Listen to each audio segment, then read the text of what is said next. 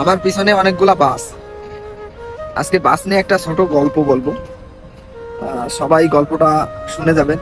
অবশ্যই আপনার লাইফে অনেক কাজে দেবে গল্পটা। ঢাকা থেকে চট্টগ্রামের উদ্দেশ্যে একটা বাস রওনা করে। বাসে অনেক যাত্রী ছিল। তো অনেকটা পথ যাওয়ার পরে বাসের সামনের দিক থেকে একটা মেয়ে আর একটা তার বাবা, দুইজন দাঁড়াই পড়ে।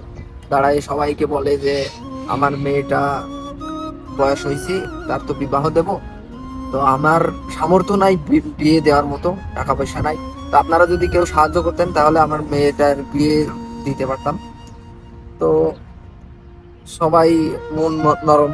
বাসের পিছন থেকে একটা ছেলে উঠে বলল যে আমি তো কোম্পানি চাকরি করি, তো মোটামুটি ভালোই বেতন পাই, আপনি যদি রাজি থাকেন আপনার মেয়েকে আমি বিবাহ করতে চাই। ঠিক আছে। তো বাপু রাজি আছে। তখন বাসের থেকে আর একটা হুজুর, সে হুজুর উঠে বলল যে আমি তো বিয়ে পড়াই, কাজী আর কি।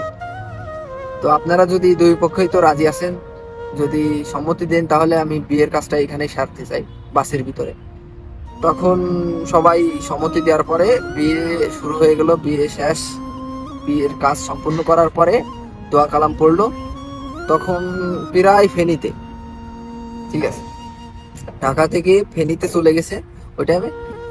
ড্রাইভার সাহেবকে বললো যে বিয়ে তো সম্পূর্ণ হয়েছে, এখন আপনি যদি একটু রাস্তার সাইডে বাসটা রাখতেন তাহলে আমি কিছু মিষ্টি কিনে নিয়ে সবাইকে খাওয়াতাম, মিষ্টি মুখ করাতাম। সবাই তো খুশি। মিষ্টি কিনে নিয়ে আসা হলো। তারপরে সবাইকে মিষ্টি দেওয়া হলো। দেওয়ার পরে মিষ্টি খাইলো। খাওয়ার পরে কিছুক্ষণ পর ড্রাইভার ঘুম থেকে উঠলো।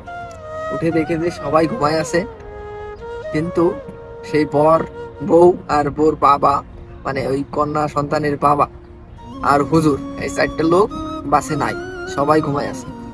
তারপরে আপনার সবার পকেট চেক করে দেখে মানি ব্যাগ, ফোন কিছুই নাই। কি বুঝলেন? বিষয়টা হলো বাসে এরকমের সিন্ডিকেট অহরহ হয়ে থাকে, ঠিক আছে।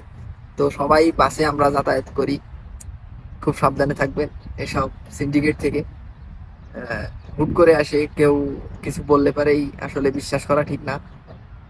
এমন বলবো না যে বিশ্বাস করেন না, বিশ্বাস করা বিশ্বাস করতে পারেন, তবে জাস্টিফাই করতে হবে বিষয়টা। তো সবাই চোখ কান খোলা রাখবেন, এইটাই আর কি। আর বিষয়টা হলো, যদি এরকমের কোনো আরো গল্প শুনতে চান তাহলে অবশ্যই কমেন্টে আপনার মতামত জানাবেন কেমন লাগলো বিষয়টা।